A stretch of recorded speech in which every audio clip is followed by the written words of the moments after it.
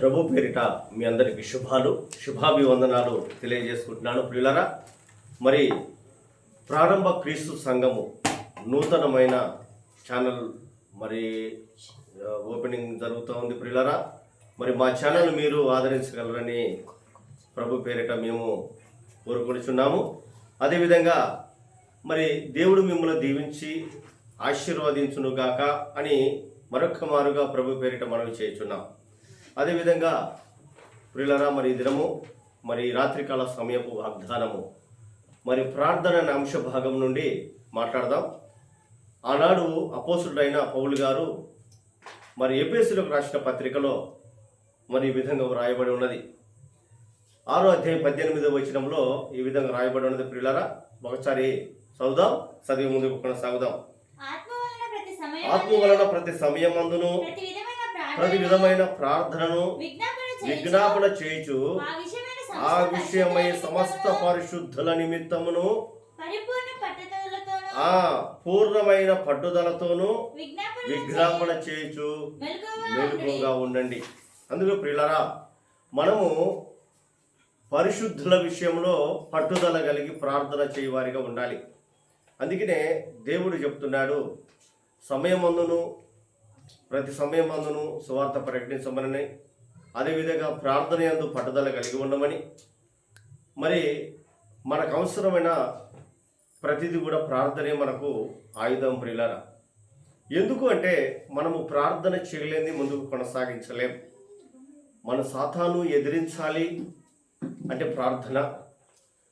మన దినచర్య గడవాలి అంటే దేవుని దగ్గర ప్రతి విజ్ఞాపన చేయాలి అంటే మనం ప్రార్థన చేసి ముందుకు కొనసాగుతాం.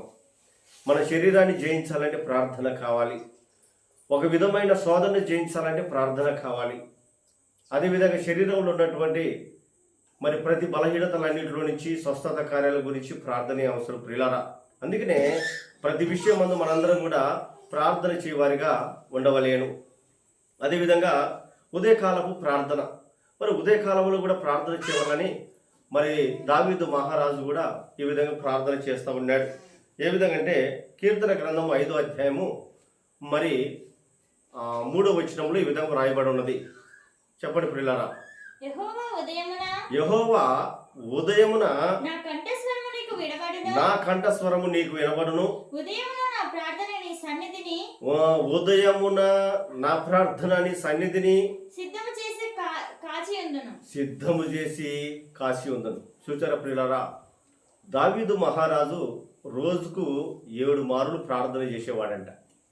మరి ఆ సమయము మరి ఎక్కడ ఉన్నదో మరి మనకైతే తెలియదు. మనకు ఆ సమయం అయితే మరి దొరకట్లేదు అని కొంతమంది చెప్పుకుంటున్నారు. కానీ దైవ సేవకుడిగా లేదా విశ్వాసులుగా మన పట్ల పెట్టిన బాధ్యత ప్రార్థన. మనం ప్రతి విషయంలో మనం జయించాలి, ప్రతి కార్యమును మనం జయించాలి అంటే ప్రియులారా మనకు ప్రార్థన కావాలి. అందుకనే ప్రార్థన కలిగి మనం ముందుకు సాగితే ప్రతిదీ కూడా విజయమే. కనుక ప్రియులారా, మనము ప్రార్థించే వారిగా ఉందాం. అదేవిధంగా మరి దానియేలు కూడా అలాంటి ముమ్మారు ప్రార్థన చేశాడు. ఎబ్బేజు కూడా మరి ప్రార్థన చేసి ఉన్నాడు. మరి పరిశుద్ధ గ్రంథమైన బైబిల్లో మనం చూసినట్లయితే మరి భక్తులు ఎంత ప్రార్థన చేసి ఉన్నారో మనం చూస్తూ ఉన్నాం. అందుకనే మధ్యాకాశం అందున్నటువంటి మరి సాతాను సమూహమును మనము జయించాలి, మన శరీరమును జయించాలి, నేత్రాశను జయించాలి, జీవపు డంబాన్ని జయించాలి.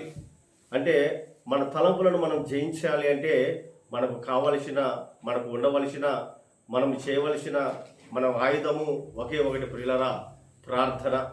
ఆ ప్రార్థననే మరి ప్రార్థననే ఆయుధం నీ దగ్గర లేకపోతే మనం విజయం పొందలేం. అందుకనే ఈ ప్రార్థన నీ సొంత గదిలోనికి వెళ్ళి రహస్యమందు చూచుచున్న నీ తండ్రికి మాత్రం విజ్ఞాపన చేయవలేను.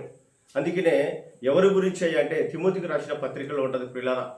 పౌలు గారు తిమోతికి రాసినటువంటి పత్రికలో మరి 1 తిమోతి 2వ అధ్యాయము 1వ వచనంలో ఈ విధంగా రాయబడి ఉన్నది. మనము సంపూర్ణ భక్తియు మాన్యతయు కలిగి నెమ్మదిగాను సుఖముగాను బ్రతుకు నిమిత్తము అన్నిటికంటే ముఖ్యముగా మనుషులందరి కొరకును, రాజుల కొరకును, అధికారులందరి కొరకును విజ్ఞాపనములను, ప్రార్థనలను, యాచనలను, కృతజ్ఞతాస్తుతులు చేయవలనని హెచ్చరించుతున్నాడు. ఇది మంచిది మన రక్షకుడగు దేవుని దృష్టికి అనుకూలమైనది అని లేఖనం సెలవిస్తుంది. అయినను మనుషులందరూ రక్షణ పొంది సత్యమును గురించిన అనుభవ జ్ఞానము గలవారై ఉండవలనని దేవుడు ఇచ్ఛయించుతున్నాడు, అంటే ఇష్టపడుతున్నాడు ప్రియులారా. అందుకనే మనము మరి సకలమైన మనుషుల కొరకు, అంటే మనము రాజుల కొరకు, అంటే మనము ఎంత ప్రార్థన అయితే మనము చేస్తామో మరి అన్ని విషయాలు మనను మరి వెంబడిస్తూ ఉంటాయి ప్రియులారా. అందుకనే మన జీవితానికి మనం ప్రతిదినమైన ఒక మెట్టు ఎక్కాలి అంటే ప్రార్థన కావాలి.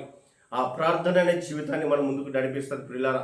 అందుకని దినచర్యలో ఈ రాత్రికాల సమయమందు మరి ప్రార్థనతో మరి మనందరం కూడా ముందుకు కొనసాగి మరి దేవుడిచ్చు కృపను మనందరం కూడా పొందవలనని ప్రభు పేరిట దేవుని ఇటు కృప మీ అందరికీ అనుగ్రహింపబడాలని ప్రభు పేరిట మిమ్మల్ని అందరినీ కోరుకుంటూ మరి దేవుడిచ్చినటువంటి ఈ వాగ్దానాన్ని మరి దేవుని కృప మీకు తోడై ఉండును గాకని మనవి చేస్తూ ఉన్నాను. అదేవిధంగా ప్రియులారా, అందరం కూడా తలలు వంచుకున్నట్లయితే ప్రార్థించుకుందాం. పరిశుద్ధుడమైన మా తండ్రి, సకల ఆశీర్వచన కారణ సంబుతుడైన మా దేవాన్ని కొందనమును ప్రభువా, ఇప్పుడు విత్తబడిన వాక్యము ఇదిగో ప్రార్థన బలము, ఇదిగో మరి ఇప్పటి వరకు ఉన్న బిడ్డలకును, ఇదిగో మాకును, లోకంలోని సకల పరిశుద్ధులకును ప్రార్థనలో మేమందరం ముందుకు సాగడానికి మా అందరికి సహాయం చేసి మమ్మల్ని అందరినీ దీవించి ఆశీర్వదించమని యేసు నామమున ప్రార్థించి వేడుకొనిచున్నాము తండ్రి. ఆమేన్, ఆమేన్. అదేవిధంగా అనుదినము మా వీడియోస్ చూస్తూ ఉండండి. ఎందుకంటే ఎవరికైనా ఏదన్నా మరి అనారోగ్యము, ఆర్థిక ఇబ్బందులు, సమస్యలతో ఎవరైనా ఉన్నట్లయితే మరి వారు స్క్రీన్ మీద కనపడుతున్నటువంటి మా ఫోన్ నెంబర్ ఉందండి. మాకు ఫోన్ చేస్తే మా ప్రార్థన బృందము వారి కొరకు ప్రార్థన చేస్తూ ఉంటాం. అదేవిధంగా మరి 24/7 ఎప్పుడు మేము అందుబాటులో ఉంటామండి. ప్రతి రోగుల కొరకు ప్రార్థిస్తూ ఉంటాం. స్వస్థతలు, అనేకమైన అద్భుత కార్యాలు జరుగుతూ దేవుడు జరిగిస్తూ ఉన్నాడు. కాబట్టి ప్రియులారా, మీరు ఎవరైనా మా కాంటాక్ట్ నెంబర్ని మీరు తీసుకొని మాకు ఫోన్ చేసినట్లయితే,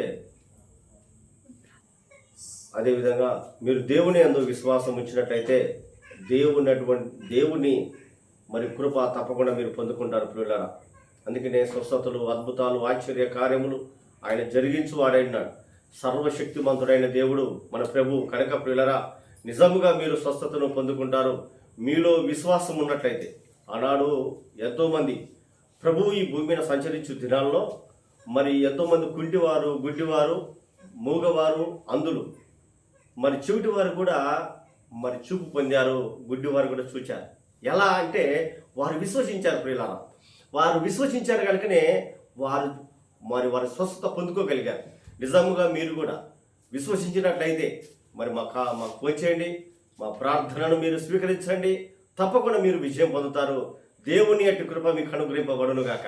అదేవిధంగా ప్రియులారా, మరి మా వీడియోలు అనుదినము మీకు మరి రావాలి అంటే మరి పక్కన ఉన్నటువంటి బెల్ ఐకాన్ని క్లిక్ చేయండి. మరి మా వీడియోస్ అనుదినము మీకు వస్తూ ఉంటాయి.